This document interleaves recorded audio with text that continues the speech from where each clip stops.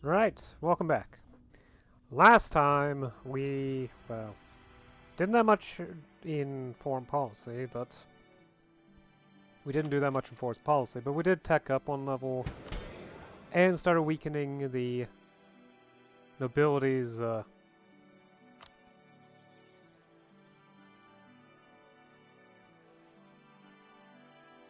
obligations. Well, tax avoidance, basically. There it is. Yeah.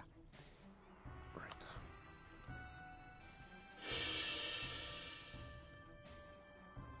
Oh, and I also am working on trying to reduce corruption.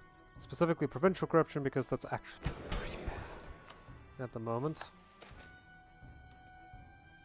As well, the recent changes means that, well, one of the costs of the recent changes to noble obligations was that they increased the provincial corruption, which means I got less tax income in total. Because I'm still not getting anything from noble dues, at least not yet. I have to wait, more or less. So, yeah, let's just wait. Wait until that's all done, and we can get another level down.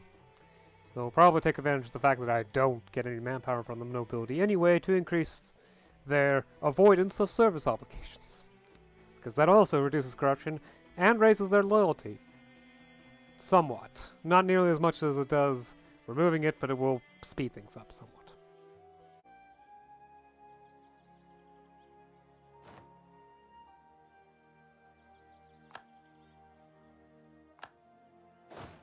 I don't need these troops.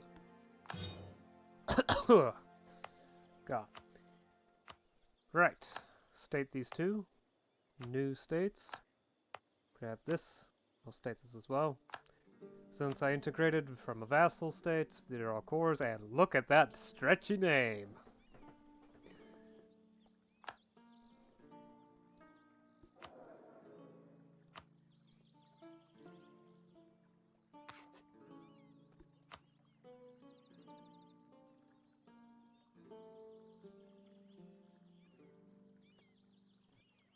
It's gonna be a while until the next ITO group anyway. Yeah. 20 years? Although advisors do tend to last a while.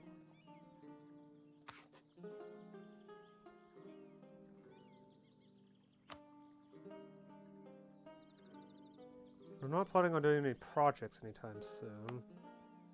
And eventually I'm going to do rank 3 capital construction, but not anytime soon. I can't afford it anytime soon.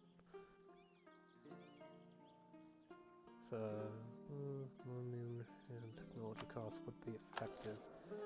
Yeah, okay.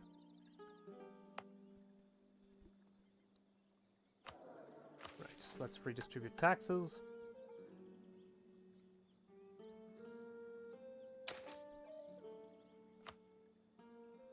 See how everything stands. Yep, I've established taxes in the new provinces.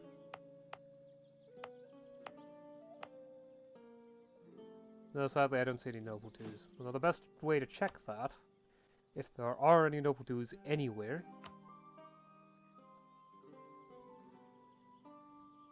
although apparently I can't do noble dues.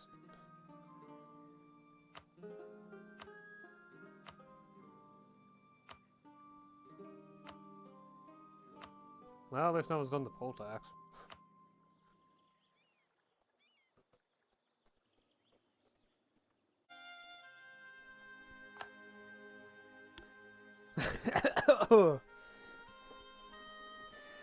Really? The sad thing about M&T is that insults like that don't actually mean anything. They don't grant you power projection or anything. They just happen. Still. Really? Was that necessary?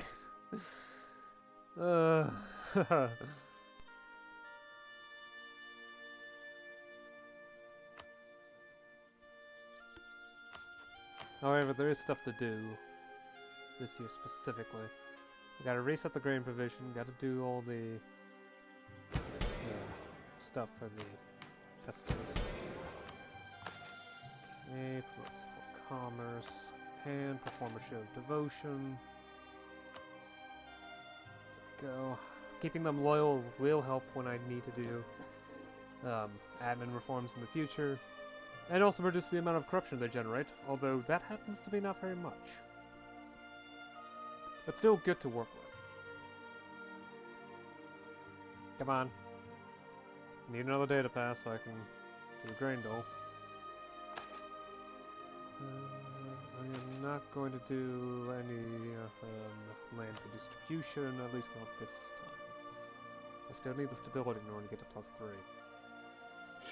Because I burned some stability in order to reduce corruption.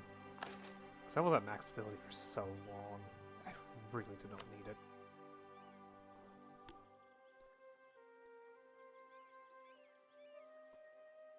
Okay, so how much loyalty does this burn? 40. How much does this provide? Wait, no. How much would this provide? 20. Yeah, we can go back to 17% again.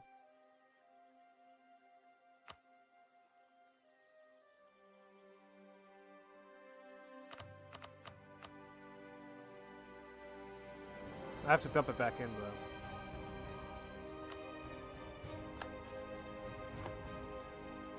There we go. This happens automatically every once.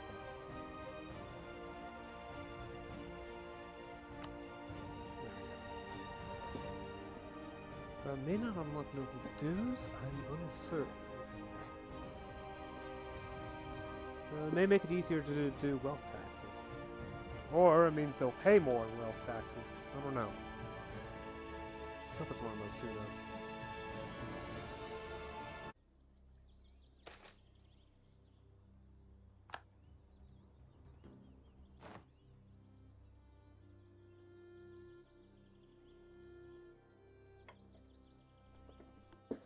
Does seem to be more focus on property and chattels and inheritance. Did I get a 5th merchant? Ah, fascinating. Right, this is a good time for me to, well, stop. I think I've actually gone through 5 years. Last couple sessions I've only did 4 years at a time because the game's slowing down. Rather sad. Right, full grain profit. Huh. Okay then, let's not do that immediate. Let's not do that immediately then.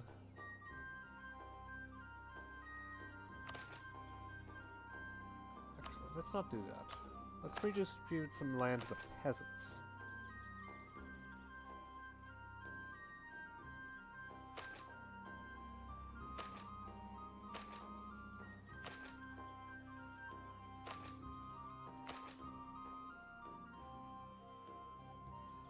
That's too much farmland. How about forestries? Yeah, okay. It's a way to use up some of the stability points I gain. Because the grain provision I actually use for the unrest reduction. Otherwise I have unrest. The truce will end in March, but there's no reason to declare war while they're busy. There's little reason to declare war. The thing is, Mark's not gonna get involved, but yeah, it's not really important. They'll probably cease to exist once Ulick is done with their war. Anyway, so let's keeps doing the canon or the channel node. Hold on. Right. Okay. So where to put that last merchant?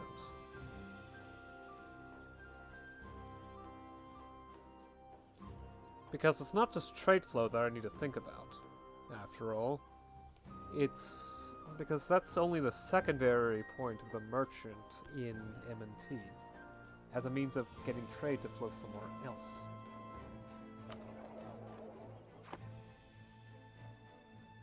Because it also allows you to trade with the provinces in other locations. giving you access to potentially cheaper products, or expensive places to sell your own products. Theoretically, there's a limit to how far I can reach, but I can literally reach, well, India. And probably most of the Americas, yeah, I can reach the Andes. Though for some reason I can't reach the Rio Grande of Mexico. I can reach the Andes, strangely. Yeah. As well as all of Africa. Theoretically also the inland stuff if I could see the node, but I can't.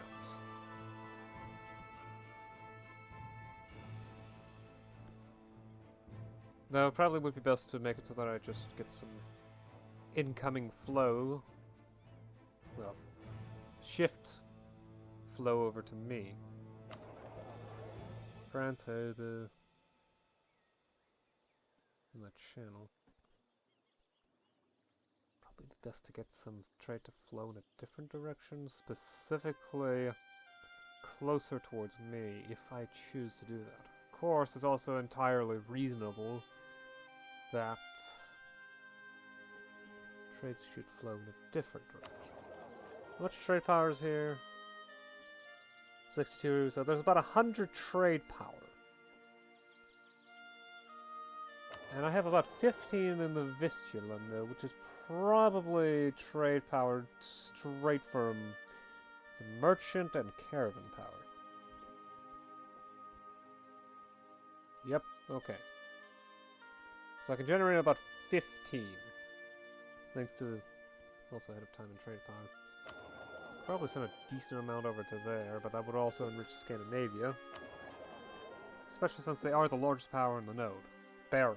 They've got 94, I've got 89, so that might give them too much power. I could just go to the channel node and send yet another merchant to transfer trade power. However, it would also open myself up to trading inside of France's markets. Wait. Transfer trade power, there we go. Yeah, let's do that. Also, managed to integrate Pomerania, and I completed the missions related to that, so now I've got permanent claims on the state of Brandenburg as well as the state of Scania.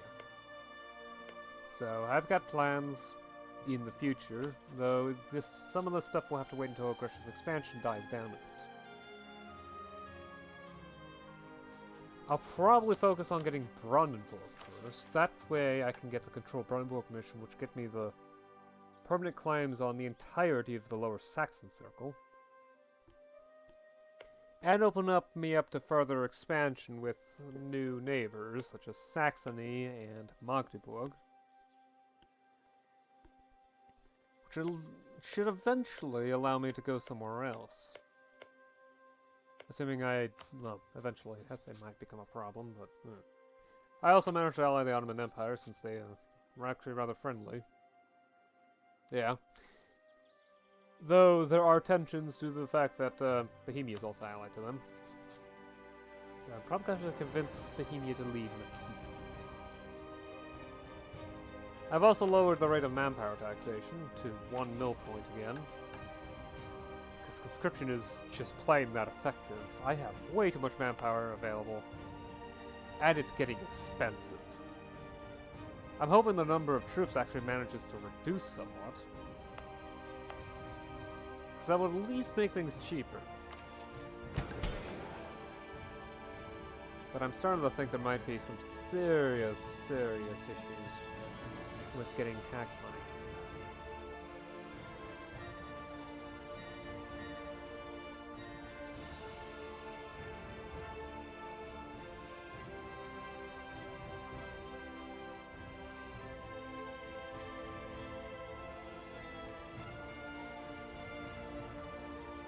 Not sure about clergy reforms, though. I don't think we do that.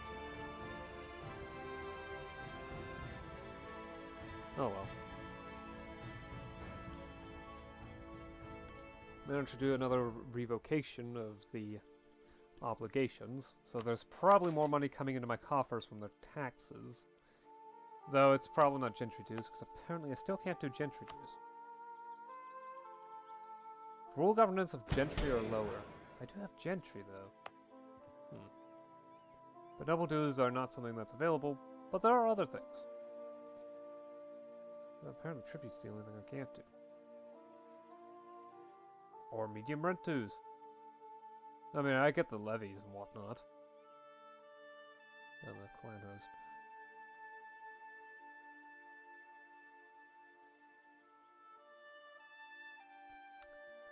Yeah.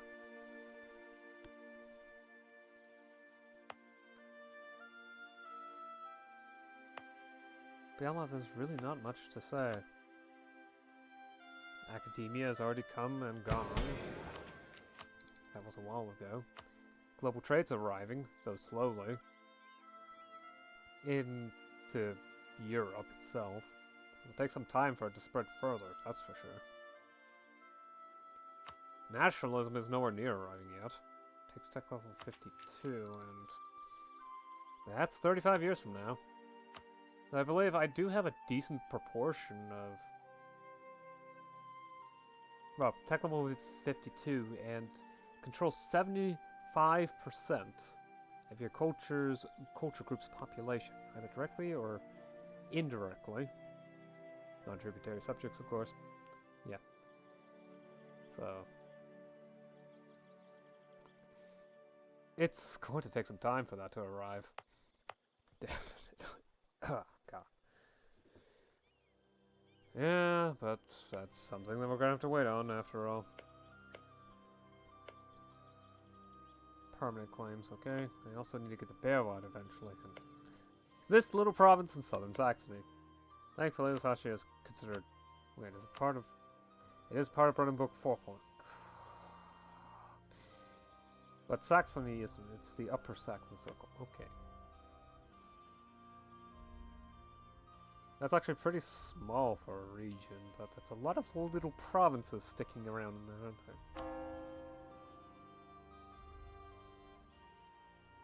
they? Yeah, and the odd province is also getting a plurality of Ramovo. I think it's because of inconsistent conversion rates of different groups, depending on which one's larger. Otherwise, there would be no reason for it to swap so dramatically so often. Well, thankfully, most of the population is quickly turning to Protestant, which helps. Oh, and England is the only Calvinist country. Oh, in Europe, anyway. Renewal is a different story. Split between Catholics and Calvinists. Yeah. No Protestants, but that's because anyone who's Protestant isn't bothered to colonize. I mean, the Dutch are Catholic, so... And they also have the exact same amount of title. It's the Ottoman Empire.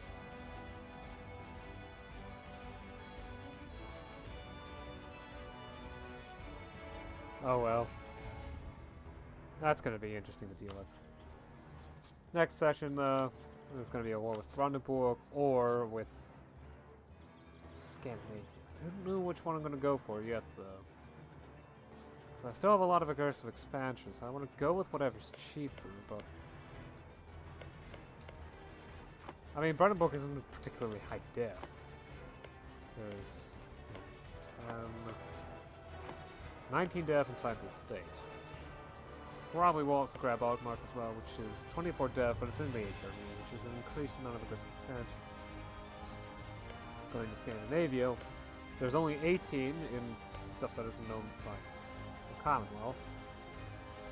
But it is Danish, which is a different culture group, and one of the provinces is also Catholic. Plus there's currently separatism, which will cause different issues if I were to conquer it. So inside the HRE, there would be few issues with separatism. In fact, the separatists over here are already pretty much gone. Not entirely, mind you. Just mostly.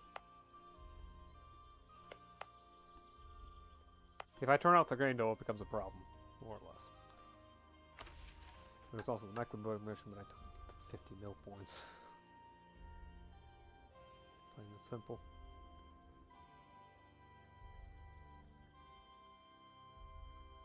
Oh well.